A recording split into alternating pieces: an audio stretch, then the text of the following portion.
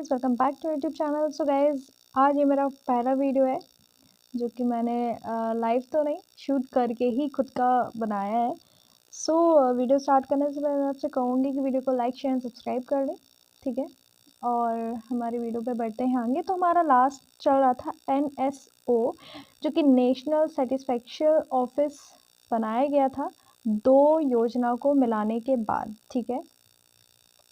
तो हमारा यहाँ तक कंप्लीट हो गया था हमारे वीडियो में। अब नेक्स्ट में ये देखना है कि background of NSSO national sample survey office जो योजना थी है क्या, ठीक है। तो ये देख लेते हैं।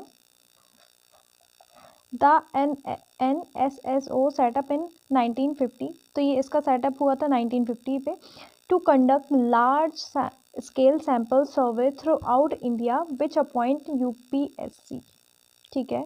मतलब इसके देखो, पहला तो इसका जो सेटअप हुआ था 1950 पे हुआ था, ठीक है। फिर कंडक्ट किया था लार्ज स्केल सैंपल्स के फील्ड पे, जो कि UPSC अपॉइंट करता है। और कुछ और भी चीज़ें हैं जो बड़े बड़े अपॉइंटमेंट होते हैं, जैसे कि होते हैं SSC होता है, SSC CGL होता है, ये काफ़ी होते हैं, ठीक है। तो उसका आगे भी दिया गया है, ठीक है। और जो उसके छोटे लेवल्स होते हैं उनको SSC रिप्रूव्ड कहती है, ये भी अभी मैंने आपको बता दिया। अब वनरेबल ग्रुप्स क्या होते हैं, ठीक है। तो फर्स्ट ऑफ ऑल वनरेबल का मीन्स ही होता है कि किसी को मेंटली परेशान करना या उसको ईजिली उसको परेशान कर सकते हैं, ठीक है।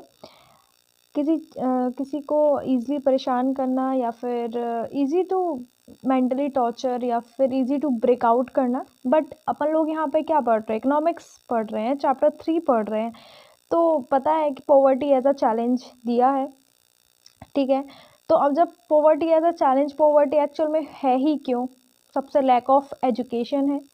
एजुकेशन की वजह से सबसे ज़्यादा माना जाता है। ये समझ नहीं है अपने इंडिया के लोगों में, इवन कि आज आप भी अभी तक नहीं है, ठीक है।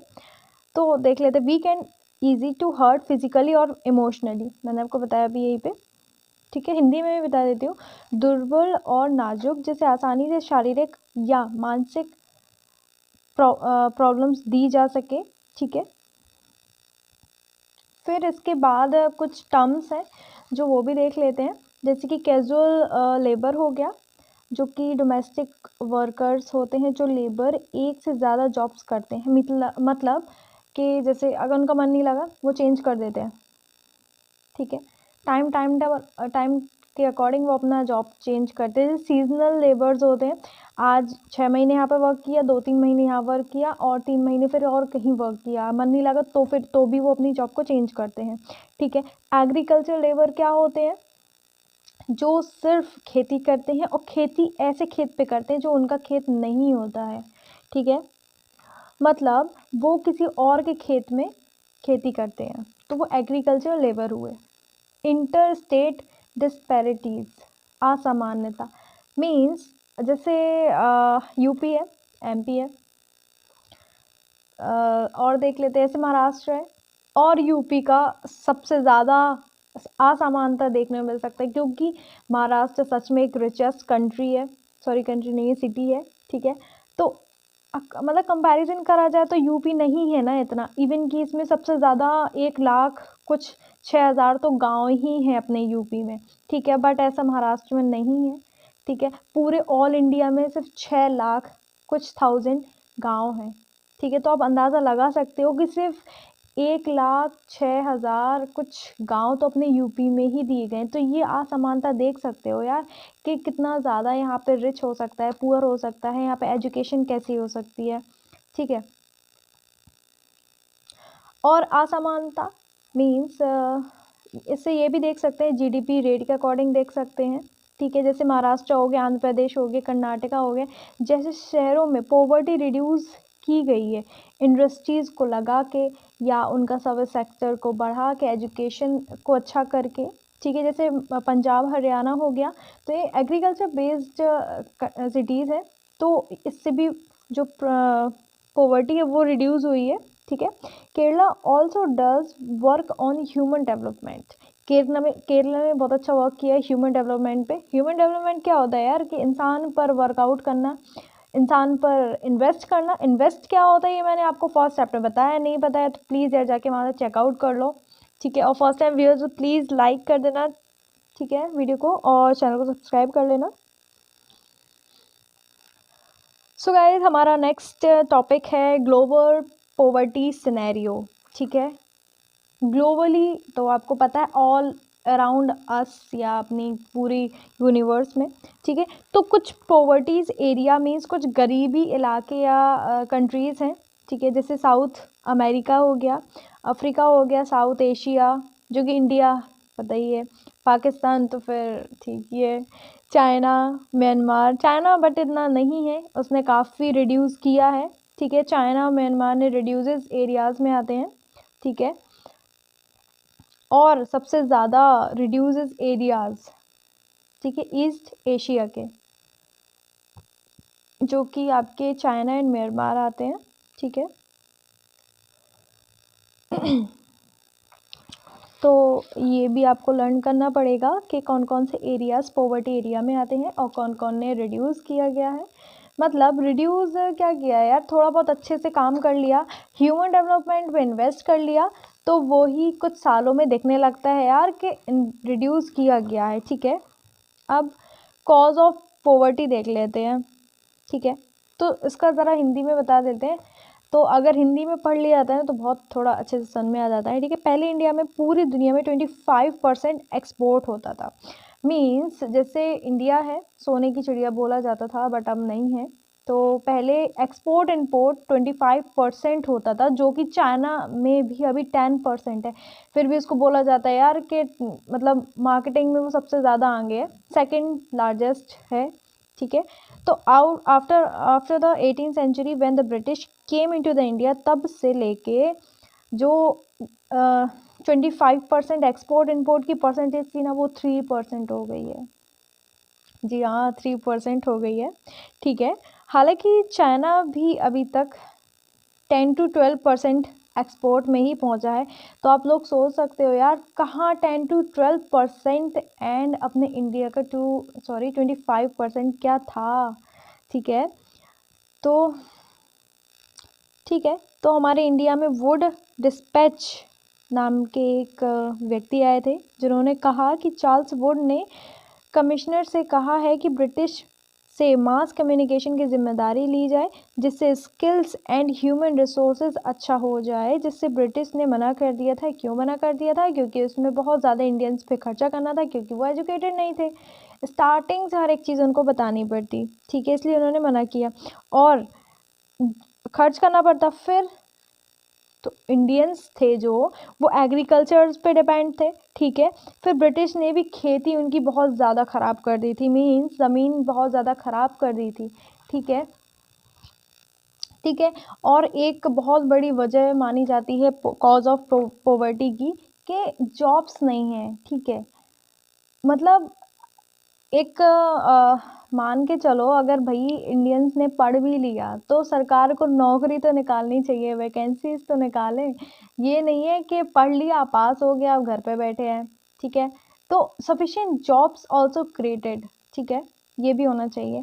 तो कुछ सरकार ने फिर एंटी पॉवर्टी मेजरमेंट्स चलाए हैं। The current anti poverty scheme is divided into two parts. First is promotion of economic growth and the second is target anti poverty programmes, ठीक है। सो गाइज ये आपको आपकी 9th क्लास के NCERT book में मिल जाएगा, 3rd चैप्टर। होपफुली आपको ये तो पता ही होगा, 3rd चैप्टर पार्ट 2 चल रहा है, ठीक है। तो कुछ नोट मैं बोलती हूँ जो मेरे नोट्स में है, ठीक है। तो इकोनॉमी अच्छी होने लगती है तब देश में डेवलपमेंट दिखने लगता है। ये इसका मतलब ये हुआ कि अगर हमारा जो डेवलपमेंट है सिर्फ पॉपुलेशन में नहीं, एजुकेशन में, इकोनॉमी का मतलब एक्चुअल में यही होता है यार कि पैसा, मार्केट अच्छा चल रहा है, इकोनॉमी ग्रोथ हो रही है, यही होता है इसका मतलब, ठीक है। तो जब ग्रोथ चलो अच्छी है, पॉपुलेशन हो रही है, ठीक है, हो रही है, होने दो, बट इकोनॉमी अच्छी हो जाती है तो वो चीज़ बैलेंस हो जाती है, बैलेंस हो गई तो फिर बहुत अच्छा एक्सपोर्ट इंपोर्ट, फाइनेंशियल कंडीशन सब अच्छी हो जाती है। हाँ बट टाइम लगता है, ठीक है। तो एक स्कीम के बारे में देख लेते हैं, Mahatma Gandhi national rural employment guaranteed act 2005। तो ये हमारा जो एक्ट योजना आई थी 2005 में आई थी। It aim to provided 100 days of wage employment to every household to ensure livelihood security in rural areas, ठीक है। ये भी आपको बुक में मिल जाएगा।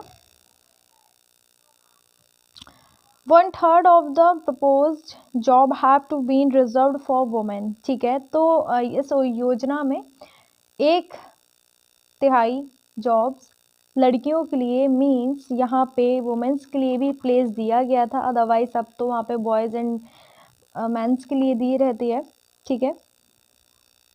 फिर दूसरी देख लेते हैं, 2005 में तो ये आई थी।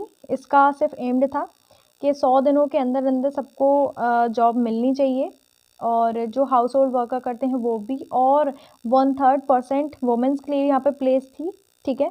अब इन 1993 प्राइम मिनिस्टर रोजगार योजना PMRY, ठीक है, was started the aim of it was created self employment opportunities for education employment in smaller towns, ठीक है। तो आप इसका जो योजना है उसका जो फुल फॉर्म ही समझ लो, क्योंकि देखो प्राइम मिनिस्टर इन 1993, मतलब आप ऐसे समझ सकते हो ये वाली जो योजना है 1993 में स्टार्ट हुई थी बाय द, किससे स्टार्ट हुई थी, प्राइम मिनिस्टर रोजगार योजना से। तो PM प्राइम मिनिस्टर का, रोजगार योजना का RNY, तो ये आप फुल फॉर्म ऐसे याद कर सकते हो, ठीक है। क्यों किया गया था, क्योंकि यहाँ पे सेल्फ एम्प्लॉयमेंट हो सके, ठीक है, एजुकेशन हो सके। ये नहीं है कि आपने सिर्फ पढ़ लिया घर पे बैठे, अगर नहीं जॉब लग पा रही तो आप अपना कोई बिजनेस ही डाल सको, ठीक है। तो इसमें ये बताया गया, ठीक है। फिर इन 1995 में देखा गया है रूरल एम्प्लॉयमेंट जनरेशन प्रोग्राम, इसका फुल फॉर्म दिया गया है REGP was launched. The aim of the program is to create self-employment opportunities. इसमें नॉन फार्मिंग एक्टिविटीज़ इन्वॉल्व नहीं है, मीन्स इस एक्टिविटीज़ में, मतलब इस योजना में फार्मिंग इंक्लूडेड नहीं है। आप और कोई भी बिजनेस आप सेटअप कर सकते हो, क्योंकि इसमें सेल्फ एम्प्लॉयमेंट अपॉर्चुनिटीज़ लिखा गया है। नेक्स्ट योजना देख लेते हैं, इन 1999 और फिर इन 2000, ये दो आप अपनी बुक से देख लेना, ठीक है। आप चैलेंजेस देखते हैं कि चैलेंजेस क्या क्या बीच में अड़ंगा डाल देते हैं देसी लैंग्वेज में।